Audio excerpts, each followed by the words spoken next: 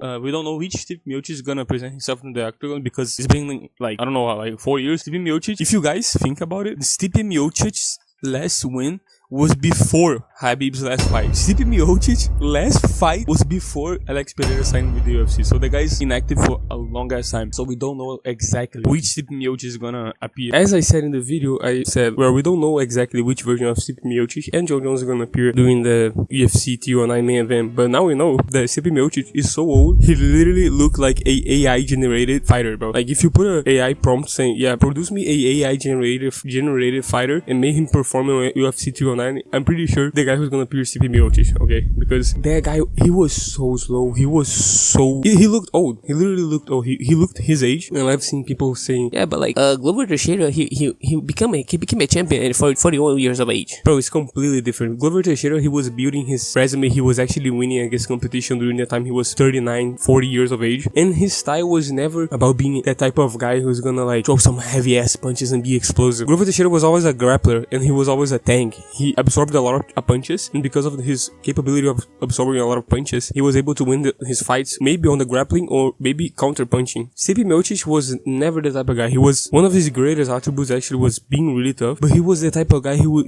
get inside, he would box you. He was not a wrestler. He was never a grappler. He wrestled against Francis Ngannou because that was the better strategy to wear Francis Ngannou down during their first fight, but he was never a wrestler. He was never a grappler, so that was never a possibility. What I said in the video was if he could stuff the takedowns and survive the first round, which by the way he did. I don't even think that was impressive by Stipe. I think that was underwhelming by Jon Jones, because we saw the version of Stipe that appeared. The guy was literally limping in the octagon. He was like moving in straight lines, not like moving his body well at all. He was literally, every single punch that Jon Jones was throwing at Stipe, he would get stun locked for like 5 seconds. Like he was literally getting stun locked by Jon Jones punches. And we saw literally like Jon Jones jab work for the first time. Like bro was throwing jabs and Stipe was eating every single jab. We knew like Jon Jones had the kicks. He used them a lot during the DC fight, but like every single thing that Jon Jones was throwing at Stipe was working. The guy had no defense. He had no capability of like moving out of the way. He did not have the athleticism necessary to fight a guy like Jon Jones who's gonna be at range, mining you, like kicking you, throwing like some jabs like he did during the fight. So like the version of Jon Jones that appeared is by far not his best version, but it's a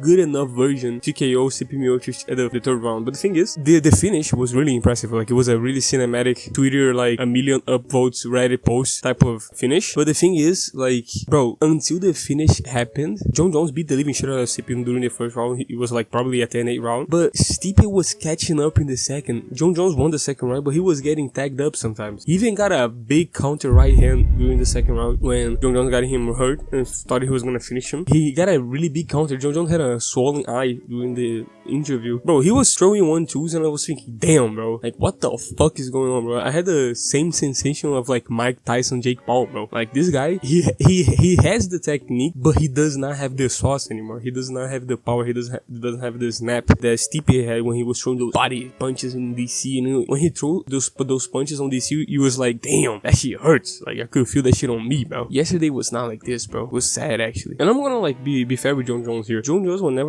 never a guy to be known for finishing people. He was never a guy who like, even though like Jon Jones fans will make you believe that he's gonna KO the guy which he's fighting in the first round. Honest answers, Jon Jones.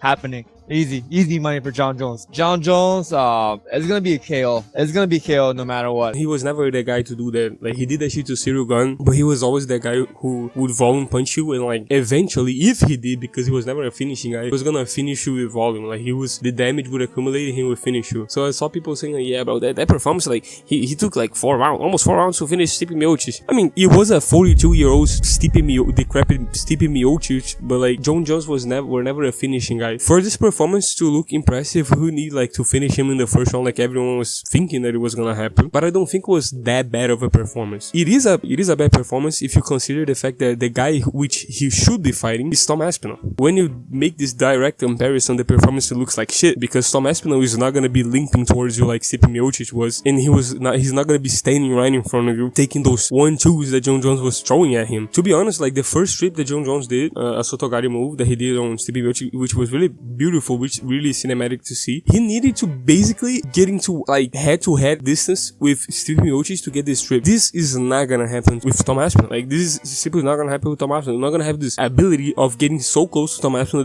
that you can make like a cinematic or such a beautiful takedown like he did with Stipe Miocic. So I think people are like diminishing the performance because they're comparing to what Tom Aspinall would do to both of these guys. Because if this Stipe would have fought with Tom Aspinall, this fight is lasting like 10 seconds, bro. Let's be honest. Like, this no head movement, no movement, like only going back and forth, no like lateral movement. Stipe Miocic, yeah, Tom Aspinall is knocking this guy out in like 10 seconds. And this Jon Jones during the end of his career, he started to like go more on a forward backwards movement. But this Jon Jones was getting tagged by Stipe Miocic, slow ass like decrepit old man like AI movement in the second round, bro. He's getting pieced up by Tom Aspinall in the first. I'm not saying that Jon Jones is guaranteed to lose to Tom Aspinall. No, I'm not saying that, because people are kind of delusional too, bro. People think that Tom Aspinall has a 100% chance of winning against Jon Jones. I don't think anyone has a 100% chance of winning against Jon Jones, but I think he's a favorite. Like, he has a pretty big chance, because when we see Jon Jones doing this type of things to people, I just can't see him doing that same type of thing to a guy who is probably stronger, faster than Tom Aspinall. Like, I just cannot see this type of thing happening to him, to be honest. So yeah, like, basically I never said that Stipe Miocic would win. I said he could win, so I was basically half wrong in my prediction, but it was what I said in my prediction. Like, the